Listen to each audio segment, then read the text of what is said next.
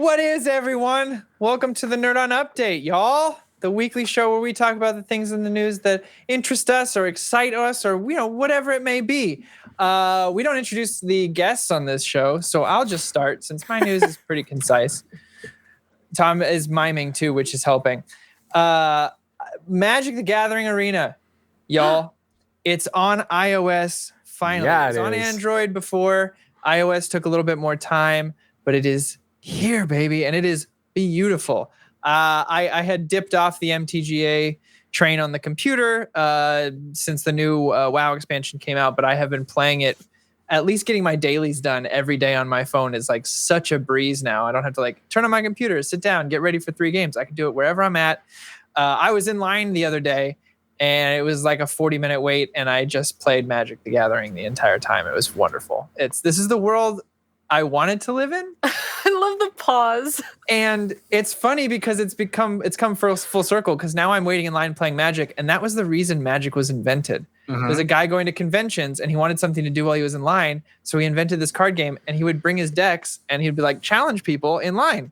And now we're, full circle. Beautiful, beautiful, beautiful thing. Here we are. The day that it dropped, both Corey and I texted each other within sometime that day. I was going to say within a few minutes, but I don't know when it actually dropped. But we were like, ah! I think I even texted you. I was like, it's perfect because I got to wait in line anyway. I got something to do. My phone is charged. I'm ready for this. But it's a blast. It's so nice to have on mobile. It feels like it belonged there always. Yeah. So anyway, I encourage. It's free. Y'all get on there. Invite me. I'll play you. I need to build new decks and then get back on there. So that's my news. Who's next? I'll go next. It wouldn't be me if I didn't have Fallout 76 news. You're going to be the Fallout fellow. I'm I like it. Branding. Aww. Can we say fella? Like L-A? Yeah. Fallout 76. Fallout fellow. Oh, there it I is. like it. Fellation. Okay. All right. Form fellation. Go ahead. So this past week, Fallout 76 dropped the new content roadmap for 2021, and exciting stuff. I'm just going to give a really quick outline. We've got Spring Season 4, which is going to give us camp slots, special loadouts, daily ops expansion, crafting sliders, console aim assist, and camp mannequins. Camp mannequins, I know it sounds silly, but having the ability to display rare items that you have found, armor and stuff like that you're not wearing anymore, just sounds... It's such a silly awesome. little thing, but at the same time, that's what that community is based around. You go to people's camps to check out what they've got, how they've set it up. Yeah, I have a whole part of my camp that is all of the things that are rare finds that are on displays and all that kind of stuff. I have a display case that is just the pies that I've gotten out of the pie dispensers. I feel like I keep forgetting to use this camera. I feel like I feel like there's a place or an opportunity for someone to create their own Comic-Con on Fallout and have their stuff displayed if that's the case. There is someone of Wasteland Weekend a lot. there is a group that rates camps, and you get there's a few YouTube on Reddit, channels that do that. Yeah, and you get a shout out, you get an event interviewed about it, that kind of stuff. So it already exists. Yeah. Summer is going to bring us Season 5, which brings us legendary crafting, legendary power armor, and seasons equal unlimited ranks. I mean, these are some pretty big things because right now power armor is just power armor. There's nothing legendary about it. And so it's very cool to get the idea that power armor is going to come with more perks. Also, the ability, we don't know how these things are going to work yet. Legendary crafting, we don't know what it's going to look like. There are some things that you can craft that are legendary now, but it's very few items. And so it'll be interesting. And the seasons equal unlimited ranks is very interesting to me because the reason why I drop off in Fallout is that when I fill the board, which is the season board, I don't really have much else to work on. So I have to try to fill the time with things that I've already done 100 times. Next is Fall. Season 6 just brings us another daily ops expansion, which is great because right now the daily ops are kind of they're just in loop. They're kind of the same thing, so it's nice to see that. And here's the big thing: in winter, we're going to get Season 7 4-star legendaries and camp Whoa. pets. 4-star Camp pets? legendaries. Yeah, camp pets. Corey's so excited right now.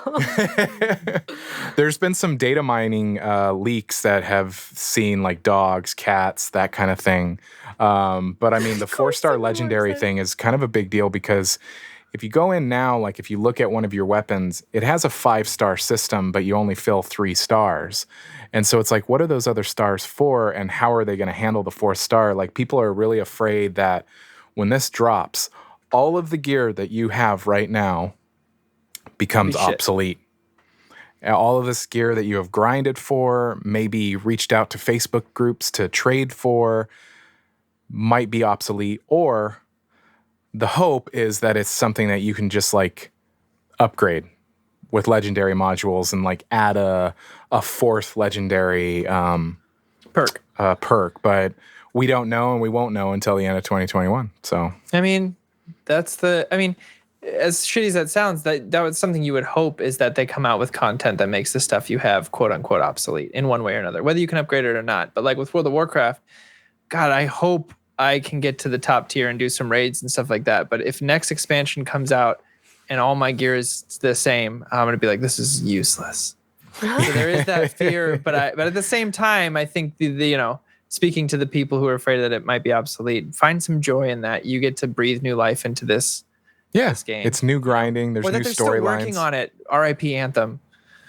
Oh yeah, R.I.P. But yeah, that's my news. Who's next? Kaylin? I will go. So there are 2 things.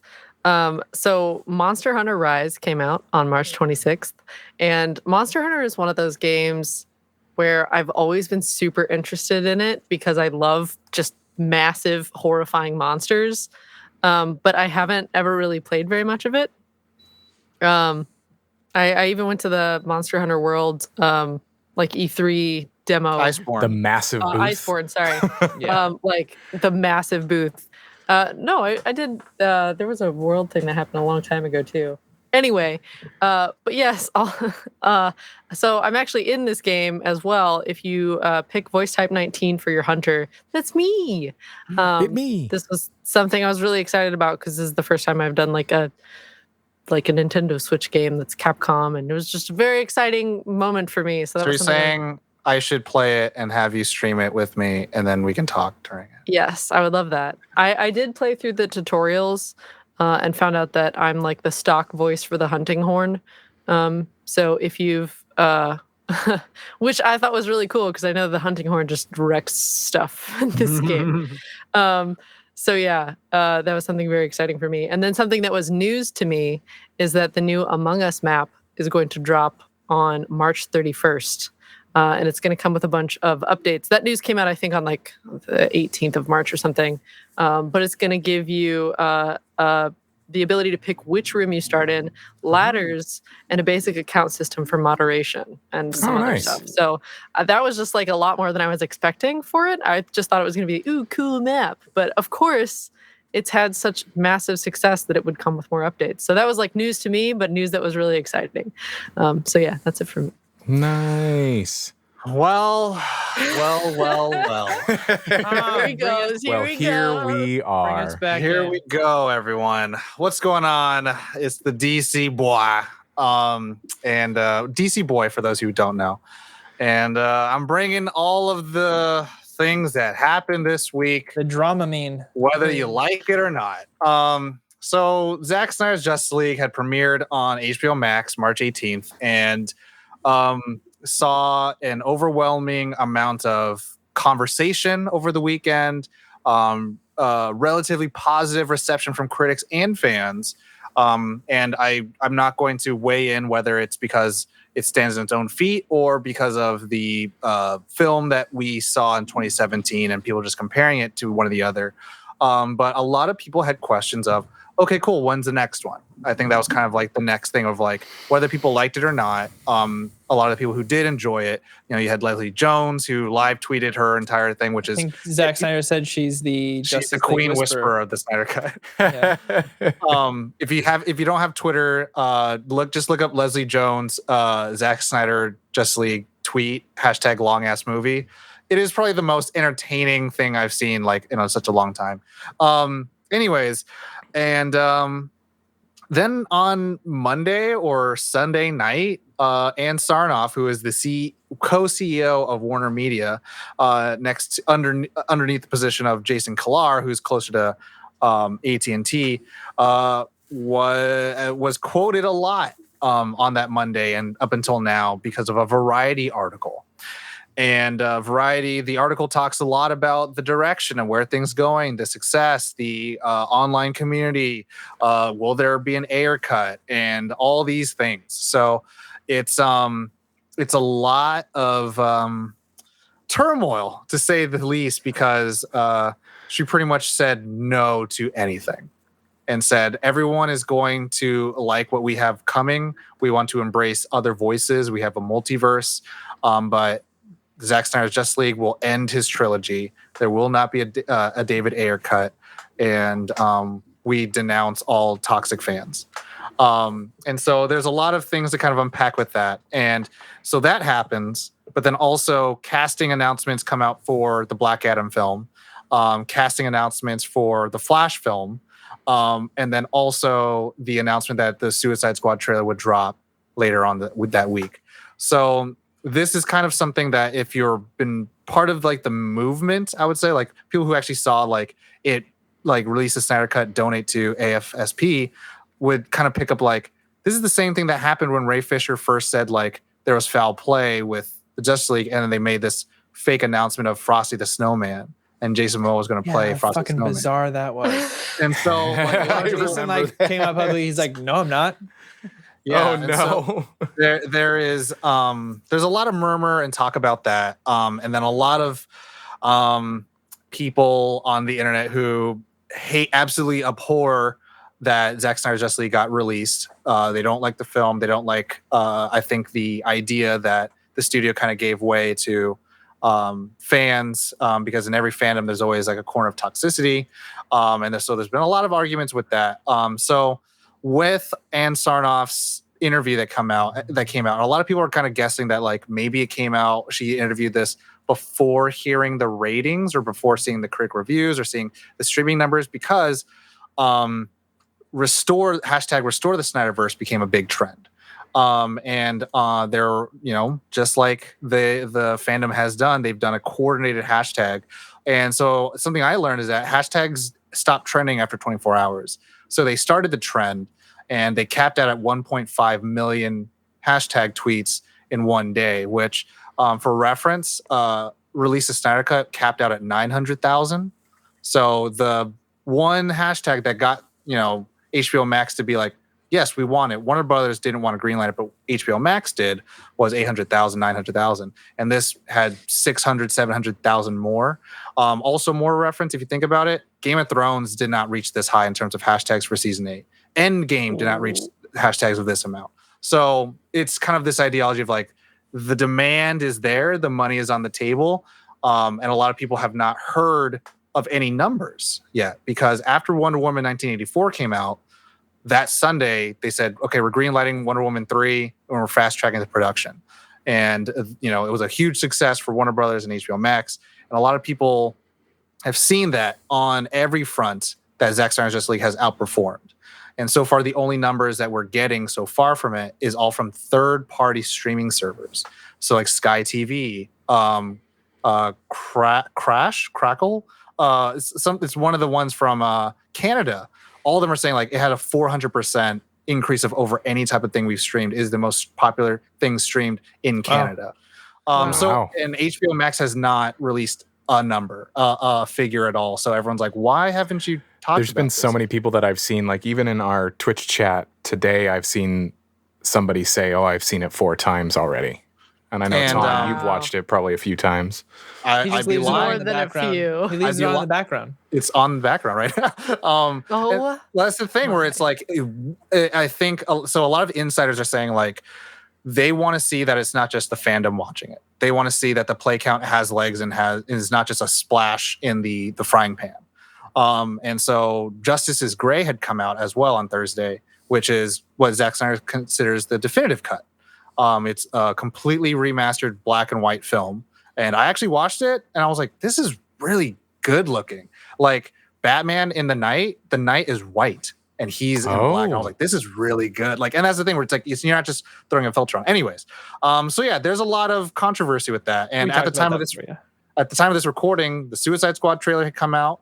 The final trailer for Godzilla vs. King Kong had come out. And then also the Rock is supposed to drop something at the time of this recording. So I don't know. But a lot of weird backlash that's going on is, a lot of the toxic side of the fandom are review bombing things like Godzilla vs. King Kong, or, whenever, HBO Max wants to put out something, they're saying like, hey, fuck this, restore the Snyderverse. And a lot of the positive fandom are like, don't do this. This is literally a shitty dick move. And it's like, Zack Snyder wouldn't approve this. Don't do this. And so there's a lot of like inner turmoil within the fandom. And I have a lot of thoughts about that. If you want to reach out to me on Discord or on Slip and Slide, whatever, I'll be happy to talk about that. But I'm just going to deliver the news of what that is. So crazy stuff going on for the last week. My goodness. A lot of stuff. So if you want to see more of Zack Snyder, then keep streaming it, keep watching it, support all the things coming out, but just stream the thing. One thing that I thought was news to me that I didn't know. I was looking up the movie Nobody, and I was trying to see how I was going to watch it, and I saw that it was only in theaters right now, and I was like, oh, that's interesting. I didn't know that Universal had struck a deal with AMC of they had changed the window of what something is in a theater to 17 days. I didn't know that. They did that last year, and so it has to be in the theaters for 17 days, and then after that it can go into Warner Brother did the same thing with Cinemark for 45 days. Wow. Whoa. Wow. That's a long while. Save the theaters. Save the theaters. So all the news? That's all the news. That is all the news. Next part of our show is in which we answer questions from you, the people. If you would like to submit your questions, you can send them to our internet email address, questions@nerdon.tv. You can also go to nerdon.tv/questions. There's a handy little form over there. You can also join our Discord, nerdon.tv/Discord. There is a questions channel there. But if you join the Nerd On Nation, that is powered by Patreon, you get what we call the Nerd On Nudge, where we answer your questions first. And there's a lot of other really cool things about being a part of the Nerd On Nation, so do check it out, nerdon.tv/Patreon. But you can ask questions about anything, like, I have them right here, like B-Rad. B-Rad asks, have you ever had a movie poster on your wall, and if so, which movie? I used to have a Watchmen poster with an edgy Rorschach quote when I lived in New York. I literally have a 3-foot Logan. I have another one that's a hand-painted thing from the Thing movie art. I also have what's another one I have? I think that's it I have right now. I think this is all I have right now. But yes, all the time. Tom's doing show and tell right now. I was a boy in the early 2000s, mid 2000s. So yeah, I had posters. I had Jaws. I had a Jimi Hendrix poster. I had allposters.com was my best friend. Oh my gosh. Yeah. Oh my gosh. Yeah. Allposters.com was my best friend. Right now, like in my studio, because Bonnie hasn't growing up, I always had posters. My apartment, I had posters up, but like right now in the studio, I have Nightmare Before Christmas. I have Captain Marvel. I have a Goonies poster that needs to be framed. I have a Wizard of Oz poster that needs to be framed. But yeah. Caitlin? I've only really just started becoming a posters person. The only posters, I have 2 different Totoro posters. And then I also have a shirtless Darth Maul. Oh, okay. Ray Fisher. So it's not really a movie poster. Oh no, it totally is. Ray Park? Ray Park. Ray Fisher. You said Ray Fisher. Thank you. I was like, hold on. What would a Park? But yeah, I mean, shirtless, I would have a shirtless cyborg Ray Fisher in my room if I was. It's just cyborg. Shirtless cyborg. He has an Darth 8-pack. Maul, whatever. Yeah. That's what I'm saying. I think I acquired that from someone who was like, I don't need this anymore. And I was like, I'll take it. Not that I don't want it. I'll take it as a joke. I'll take it as a joke. Whatever. I'll just like hide it kind of in my I room. guess I'll don't take see it his all the time. poster. I guess I'll put it up. Look how weird, how funny me taking this. You're poster. gonna need to post. You're gonna need to post a picture of that in the Discord. I'm just saying. I think we all need to post a picture on the Instagrams about. Yeah. I have. So I had a friend that worked in post-production at Warner Brothers during The Dark Knight, and he got a bunch of the international Dark Knight posters that I have. Nice. I have a poster from the first ever movie I worked on in LA, signed by the director. I have a poster from the Birdman screener when he was doing his run through for the Academy Awards. I have a poster of Shanghai Nights signed by Owen Wilson and Jackie Chan. And I used to, when I was a teenager, I used to go to Spencer's and Hot Topic all the time to buy posters. So I have plenty of Jessica Alba from Sin City posters. Yeah, you do. Because of course I have. Of course you do. Batman, Val Kilmer, and Chris O'Donnell, Robin. I have Power Rangers, the first movie, Tommy White Ranger. Nice. And I recently just got this boy, which is the film reel of the Snyder Cut. Because to me, like, I wouldn't want one of the posters of the characters because I think will always happen. But the concept of the flex of Zack Snyder posting up like, the cut exists for sure. And you guys, everyone who's gaslighting everyone else being like, there's no such thing as a cut. He's like, it exists. And it's 214 minutes. Is, I think, pretty baller. I think that's it's big energy. And so BDE, big director energy. Big director energy. And so again, I'm here to throw the money, voting with my dollars. My new favorite thing is to do BDE, but replace it with something. Like the other day, Dana had some great accomplishments in life and career, and I was like, "That's some BDE." She's like, "Excuse me?" I was like, "Big Dana energy. That's what that is right there."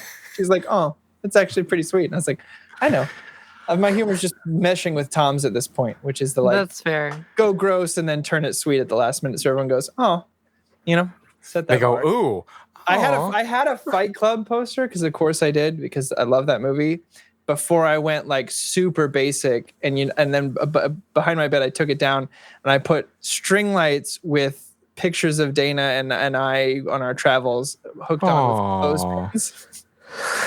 Doesn't get much more vanilla than that, folks.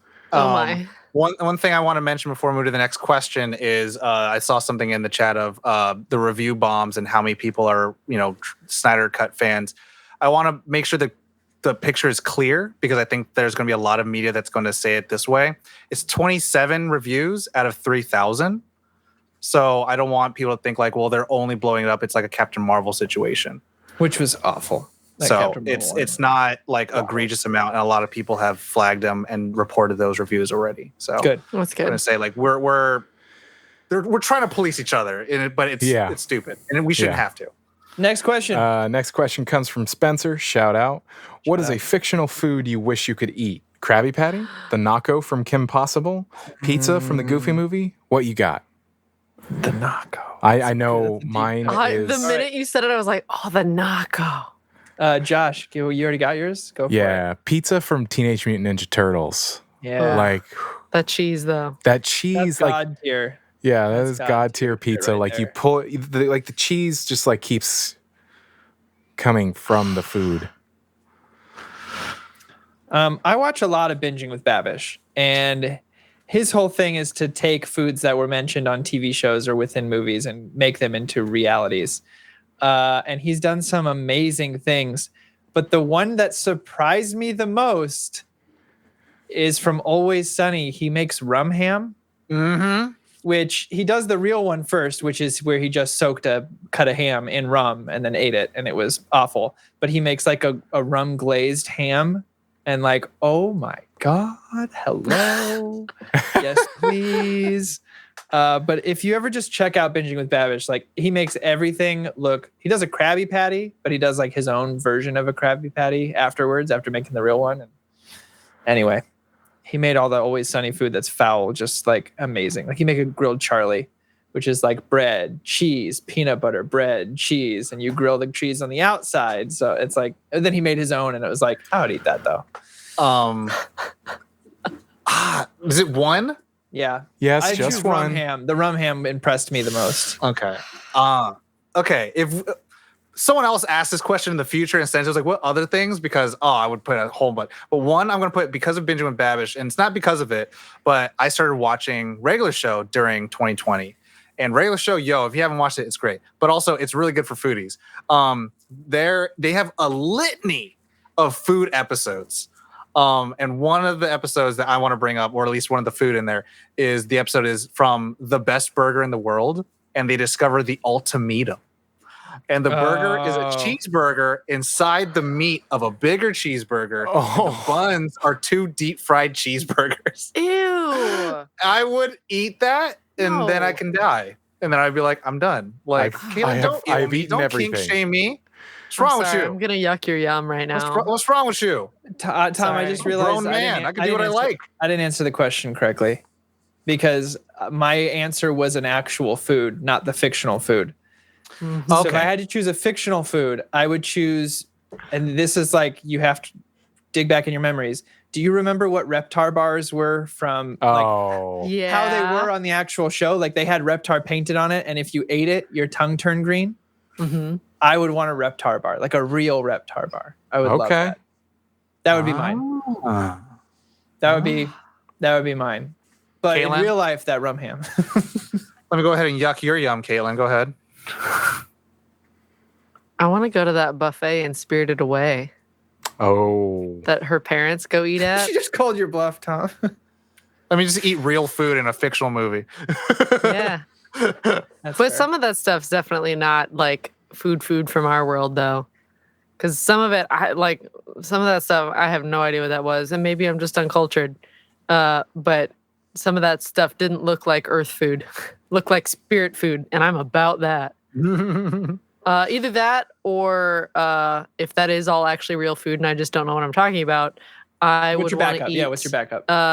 The food from Hook. Yeah, I was going to say that. I should take yours. I'm sorry. No. I was just like thinking to myself, what other one? And I was like, Hook. Oh, that's right. Yeah, he had one. But yeah, all that's the a great colorful answer. food and the food fight. Like, if you look at it, it looks like whipped cream. I love whipped cream, but like and pudding. The turkey leg looks so good. The whipped cream turkey leg, yeah.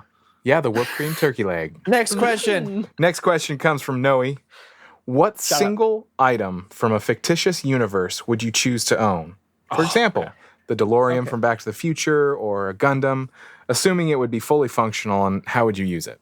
Dig back in your memories. Do you remember the Reptar bars?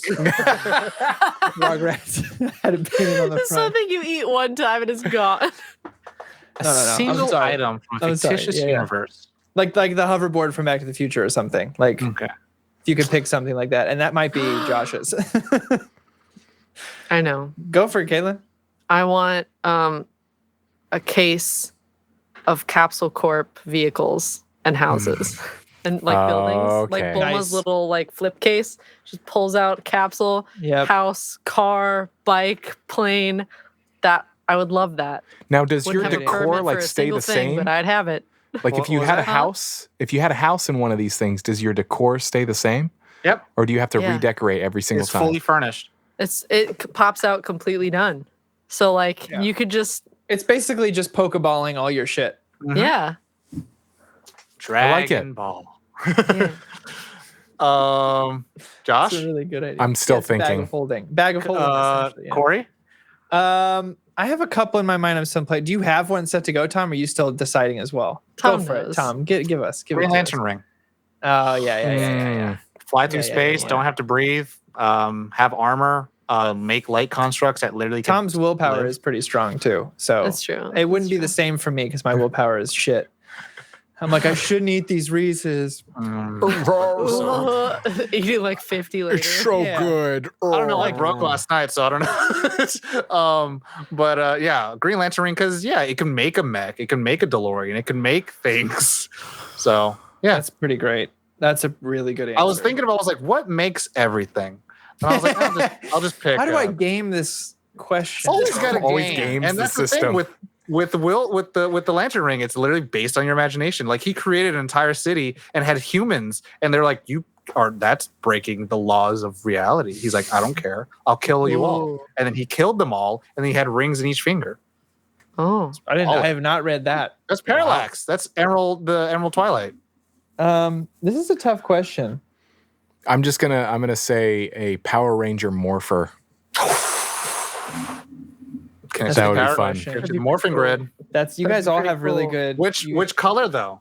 Oh, I would totally be the Green Ranger. Because his is off a different morphing grid. I don't. That's fine. I'm telling you, well, that's a good thing. I don't care. I want green. I'm telling because the morphing grid got turned off, and he was the only one that could. He was the only one that morphed, and he gave all his morphing powers to the rest of the team. It was pretty baller. And then he became the White Ranger. He was back on the grid. Because Blue Lantern ring would be dope, but I want to, for the sake of changing it up. I was just talking about this. I was talking about this last night. Lightsaber, like I would love a lightsaber. We're so close, guys. There's these guys who made you need a backpack with it, but they made a proto saber. Oh, Hacksmith? Maybe, but there's no bar in the middle. It's literally just light saber. Beam of light. Yeah. But wait, does it have an end cap or does it keep going? It has an end cap. And when it turns on, it goes whoosh. No, it's not like a rounded end cap, but it stops. It has a length that it stops at. How does the light travel through the thing? I'll send it to you. It's amazing. I was gonna say, because lightsabers should be like an arc, technically, a very it's not a cute arc. Again, remember that lightsabers are those things that we used to say we'd never see in our lifetime, and this is so close. Yeah, I'm having a hard time being like, wait, but there has to be some kind of tube or something. This guy started off with like a titanium rod that had like little things around it that heated it up super hot. Then they moved on to something else, and now they have it's basically like a torch, but it has an end. It doesn't keep going. Like it ends at a certain point. So my guilty pleasure on Facebook. Facebook is good for kitten videos, puppy videos, and like DIY videos. And there's this group called Hacksmith, I believe is the name. And they create things like they've created Captain America's shield that's like really strong. They created a lightsaber. They've created weapons from Fallout. Like it's really fun to watch all these different things that they make. And they're really smart. They got put into the Guinness World Book of Records for the first retractable lightsaber. Well, so Corey, again, breaking the rule. It's not fictitious if it exists now. Well, I don't want that one. I want the one from the movie that doesn't require a backpack for me to wear. Gotcha. He just sent me a video. I sent you the video. So sorry. Right? Those are the. Oh my god! It's full lightsaber. Yeah. Hey guys, we have other questions to answer. I know. I'm ready. Okay, I'm here. Okay, so those are the pre-submitted questions. Tom, you have more. Yes, I do. And I'm going to answer some of them from last week. One in particular from Nate Hawk 1989. What upcoming movies and video games are you most excited about coming out in 2021 and beyond? Well, Godzilla versus Kong. Nope. The next Horizon Zero Dawn, super excited about. All Fallout content that's coming. Sorry, movie and games? Mm-hmm. Movie, Mortal Kombat, movie. I haven't freaking watched Minari yet, and I freaking want to watch movie. Huh? You said movie twice. I know. I really want to see Nobody. I'm just saying. I want to make sure you know. Video game, Pokemon Arceus Legends. Yeah, I'm down with that. I'm down to clown. Snap. Like I like legit still. Whenever Cyberpunk gets their shit together, I'd love to play that one day. So, yeah, me too. Games for me, obviously, Halo Infinite is a big one, but I think that might have got pushed back again. But it's supposed to be this year. Hopefully we'll get Dying Light 2 this year. There's June is a thrown out date 3 years right now. ago. I want it now. Back for Blood. What's that? Back for Blood. Back for Blood is going to be amazing. Movies, I'm with Tom on Mortal Kombat. Like I'm pretty pumped for that, especially with that brazen we are trying to be the best fighting movie ever made. And I was like, I I love that just for the attempt. Like, I love that was your fucking goal. Whether you hit it or not, I don't even care at this point. That your goal was like, we're gonna make the best fighting movie you've ever seen. I was like, I love it. Love that. I love that ambition. And then fucking Dune movies. Yeah, Dune. Dune is another one. Ghostbusters Afterlife for me. I'm really excited to see it. Caitlin? I'm excited for The Kingsman. Mm. That's like the I forget. It's like prequel-y, right? It is a prequel. There's Kingsman 1 and 2, and then there's The Kingsman, and Kingsman 2 and The Kingsman are not based off any source material. Yes. And then is the second Suicide Squad coming out this year? I know the trailer just dropped for it. Yeah, it's called The Suicide Squad. The Suicide Squad. Yeah. And then there was the new Space Jam: A New Legacy. I'm interested. Okay. I want to see what it is. That's so. It already has its own fair share of controversy, so you know. Yeah, LeBron's goal of becoming Michael Jordan is almost complete. Someone was like, "Hey, do you want to be an individual basketball player?" And he went, "Nah, dog, that ain't for me. No, I want to be Michael Jordan." Else's legacy. And then Michael Jordan, and I took that personally. Space Jam 2 comes out with Michael Jordan, like actual Space Jam 2. That's so good. Video games wise, I'm excited. I'm excited for Resident Evil Village. Yeah, you are. I'm excited for all that sweet content. Just like it looks like it's blending a little more fantasy, which is more my like. So I'm excited to be scared in a realm that I know a little better, rather than scary shooty science mans. Oh no, science! Like that's a world I'm not as familiar with. So I'm excited to have like. Isn't fantasy just science that's not been explained? Exactly. Yeah. It's like, oh no, science I don't understand. Like basically. I'm with you on that. I'm also really excited for Black Widow, just to have it happen. Just to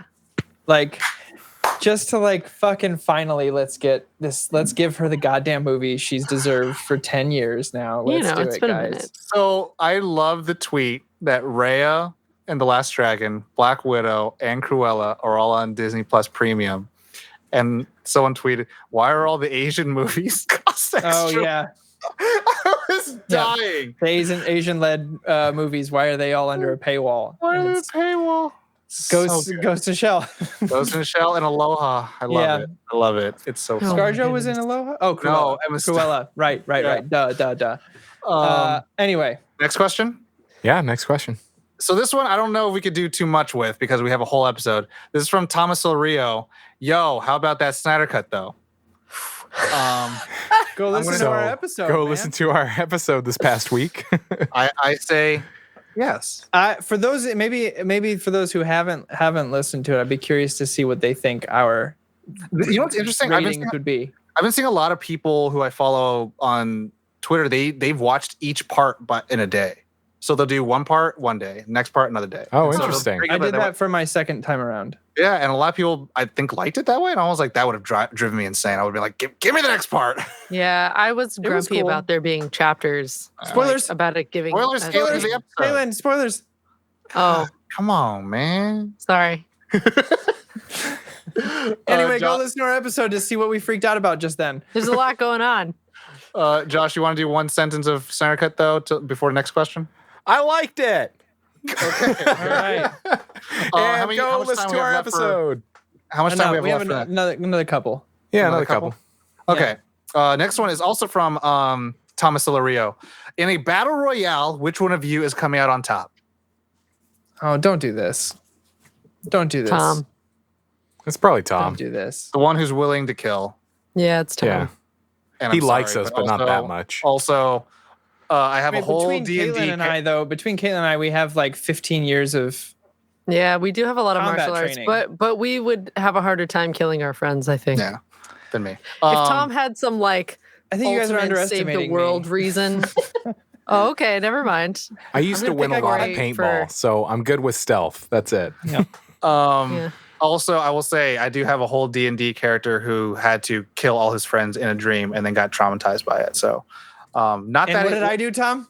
You got mad about it. No, I sat out. You stopped fighting. I didn't fight my friends. You didn't fight at all. Next question from Zell Namor. How would you remake Resident Evil 4?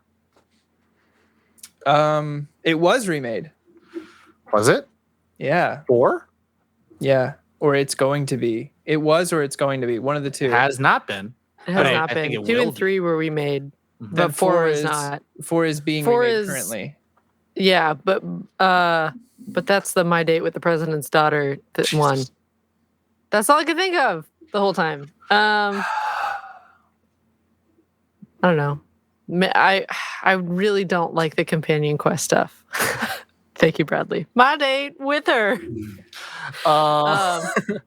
It was remastered. That's what I'm thinking of. It was remastered for PS4 and Xbox One. And how would I remake put it? a new weapon in there. I wouldn't change much. I would port it as is. If for a couple reasons, it's a lot of people's series favorite, and if you change too much, you run the risk of people hating it, because there's going to be a large group of people who are going to play it to be able to revisit the game they loved with newer graphics. Like if Knights of the Old Republic, if they were going to change that, if they remaster that and they changed like core things about it, it's going to upset a lot of people. It's the reason Diablo 2 Resurrected is such a big hit, is because they literally announced, we didn't change anything. We just upgraded the graphics. Everything is still there in the game. So it's tough. It's tough taking a franchise favorite and being like, how would you remake it? Because if I were to actually remake it, I would just be like, I'd go to everyone and be like, touch the fucking graphics. Don't fucking touch anything else. Don't touch it. Don't change it. I would change one thing in Resident Evil 4. I would make it so that the president's daughter could use weapons and is not only running away all the time.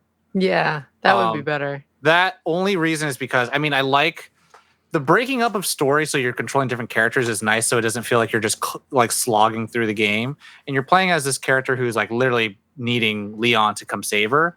I think once they meet, though, and you have to switch between two, it'd be nice that she had like a stick or a staff or a knife or something like that, just so that the gameplay isn't so jarring that like, oh, well, now I have to slog through this part of the game. Because I feel like I've played games where like Spider-Man, where it's like, oh, I'm playing as MJ and all I do is sneak around and get the fucking tech stuff, and this sucks. I hate this. Like I want to be able to choose what I can and cannot do. The game forces me to be like, well, now this is stealth only. And it's like, dude, let me play it. Like, let me do what I want to do. Like whenever it's like, okay, Metal Gear Solid, like stealth or action. It's like action. It's like, I don't care. I'm just going to shoot everybody. But then it punishes you when it has to be stealth. But at least it gives you the option. Yeah. I haven't played it, so I have no reference point except for that all I know is that people love it. Yeah. So strangely, based on that, I would say you probably shouldn't change much. 5 is actually my favorite one in the franchise, which is everyone's kind of least favorite. But yeah, like a very quick response to that. I've played through it probably like 7 or 8 times. I love it. I love playing as Sheva, and I love getting the bow and arrow. Oh yeah, Zell on the chat is also pretty good. Allow you to move and shoot at the same time. That'd be pretty good. I didn't say it has to be your favorite, Caitlin. I said it's my favorite. Quit yucking everyone's yum, Caitlin. Yeah, quit yucking everyone's yum, Caitlin. I'm just surprised because... Caitlin, quit yucking my yum. I want to eat this game. I want to eat this game. I want to eat it. I want to eat the game. I want to cook the disc, and I want to eat the game. Great. Yum. 2 questions? No, that was it. Give us one more. All right, one more. I want to do one more. I'm having fun. This is from Mamba, from Black Diablo Mamba. Question. Like Justice League Snyder Cut, what event in your life would you like to rewrite into existence? Nothing too far-fetched. So like what part of our life would we change and make real? I have one, and I don't think it changes much. Go for it. Because the cool thing is that even with the Snyder Cut being out in existence, it doesn't change canon too much. I think you could still continue from it and it doesn't affect anything. This is a little bit of like it's a little weird, I guess. So when I was in college, I was 23 at this point. I had just done a 48-hour film festival, and I got the phone call from the organizer blowing my phone up all the time. And I was like, what, did I win or did I not win? I couldn't answer because I was working all the time. So it was like he'd call me during work hours, and I called back and we would do this phone tag. It never happened. And then I never heard anything from the 48-hour film festival. And so I was like, whatever, we got it. We were working as a team. It was my first time sending to a film festival.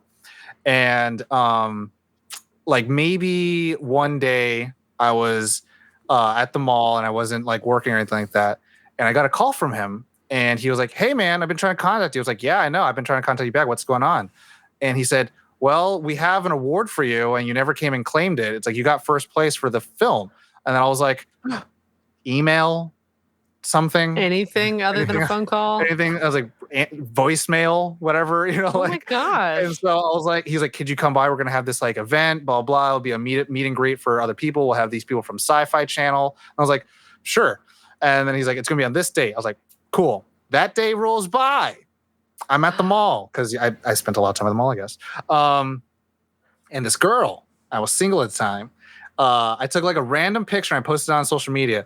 And then she hit me up. She texted me and she was like, "Hey, if you're free later, you should come by and we can hang out." Then I was just like, "Oh my God, what do I do?" Because I had a fat crush on this girl. And so I was like, my career or the girl? And obviously I went to go get the award, and I did a little baby speech and I got the award and I took a couple pictures and all that stuff. And it's on the festival's website and all that stuff, but nothing came from it. No career thing happened from it. So if I can Snyder cut my life about it, I'm like, maybe I could have been like, "Hey, maybe you want to come to this event with me?"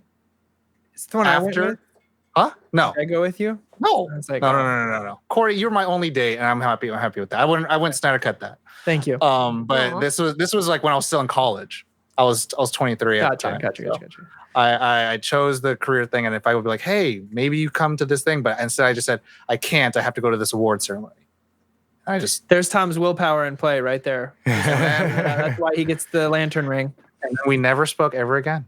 Oh. And now she's happily engaged, and I'm happy for her. So, like, that's why I feel like maybe if I just went on one date or something like that, then it would have been like, I don't have to look back and be like, "Oh, man." And I wouldn't want to change it. I want her to be happy and all that stuff. So, it doesn't change the continuity. I probably still would have been here.